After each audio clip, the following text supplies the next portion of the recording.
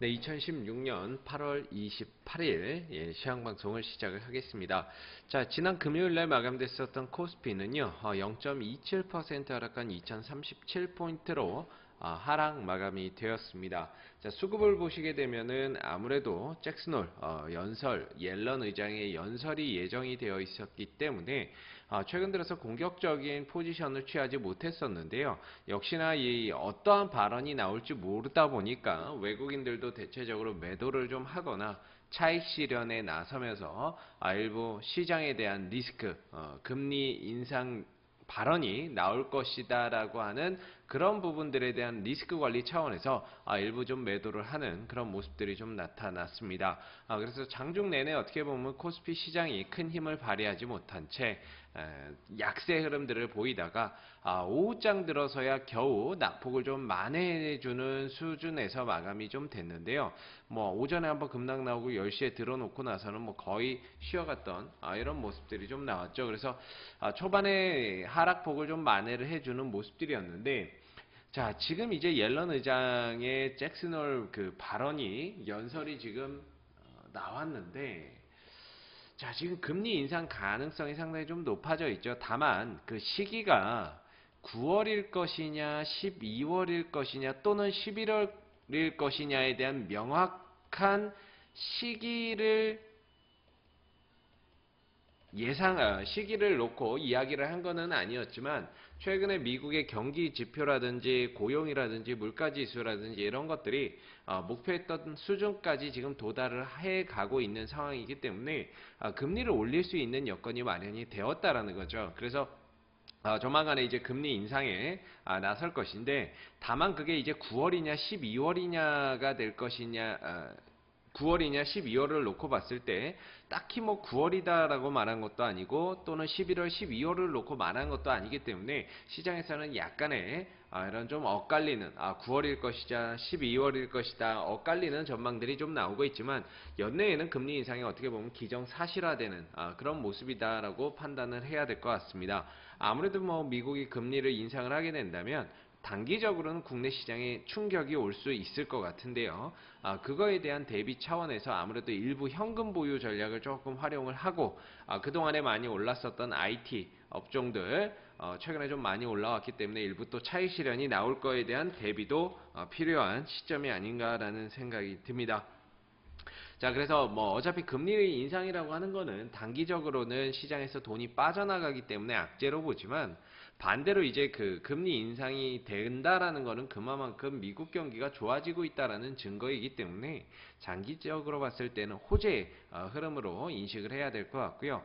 그래서 2050포인트 돌파를 목전에 앞두고 추가적인 상승을 노렸던 코스피에 있어서는 단기적인 악재를 좀 만난 그런 상황이 아닌가 싶습니다. 그래서 당분간은 조금 쉬어가는 이런 모습들이 좀 나타날 수 있고요. 9월달 금리 인상 가능성이 높아진다라고 하면은 시장이 조금 더 출렁일 수 있기 때문에 일부 현금을 좀 보유를 하고 그 다음에 시장의 흐름들을 좀 관망하는 그런 전략들이 필요할 것 같고요.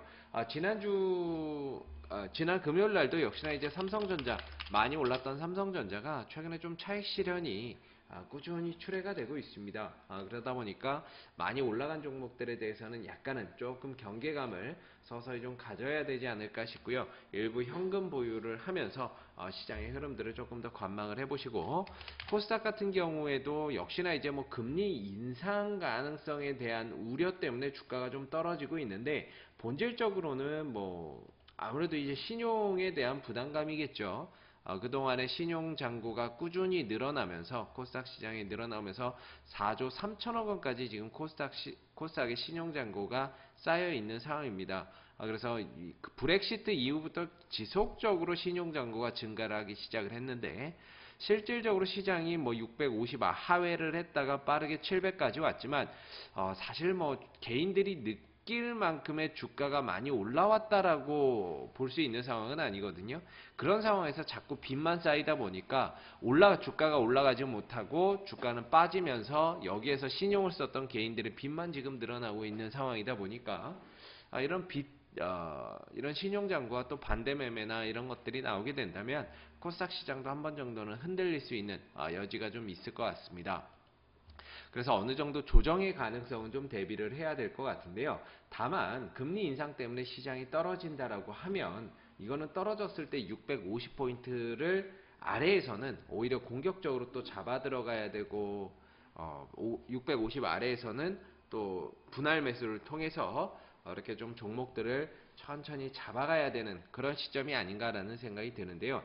아무래도 이제 9월 전후로 해서 한 번 정도의 시장의 출렁임이 만들어질 수 있을 것 같습니다. 그러다 보니까 현금 보유 비중을 조금 늘려가시고 아무래도 이 대형주가 가기는 좀 힘들겠죠. 그래서 시장이 가지 못한다면 뭐 대형주는 당연히 가기 힘든데 그 틈새를 이용해서 개별 종목들, 테마주들이 몇몇 파동을 일으키는 그런 모습들이 나올 수 있습니다. 지난 금요일 날도 이제 뭐 대우 AL이라든지 그다음 대하 TI 이런 종목들 같이 이제 그 철도 관련주들이 또 파동이 나와줬던 그런 모습들을 좀 보였었고 그 다음에 이 문재인 관련주죠. 유성 TNS 전당대회에 그거를 앞두고 이제 그 유성 TNS라든지 우리들 휴브레인이라든지 그다음에 국일신동 같은 이런 이제 문재인 관련 후보주들이 반등에 나서는 모습들을 좀 보여줬습니다. 뭐 전당대회에서도 추미애 후보가 이제 당선되면서 전반적으로 이제 월요일장에서도 아마 이제 문재인 관련주들이 한번 상승을 하고 탄력을 보이는 그런 모습들이 나타날 것 같은데요. 다만 이거는 거의 뭐 일회성 상승에 불과할 수 있기 때문에 오히려 상승을 이용해서 추격하기보다는 매도를 하고 현금을 만들어서 조금 더 리스크를 관리를 하는 그런 전략들이 조금 더 필요할 것 같습니다.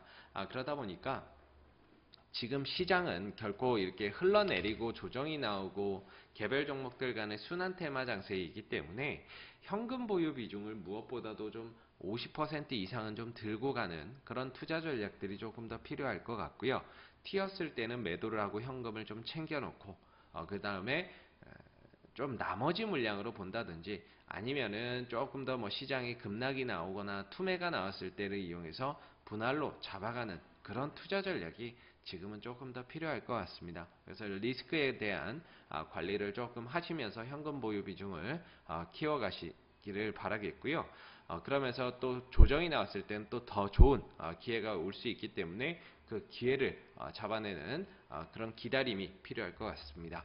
자, 오늘 2016년 8월 28일 시황방송은 여기서 마무리를 하고요. 다음 시황방송 때 다시 찾아뵙도록 하겠습니다. 수고 많으셨습니다.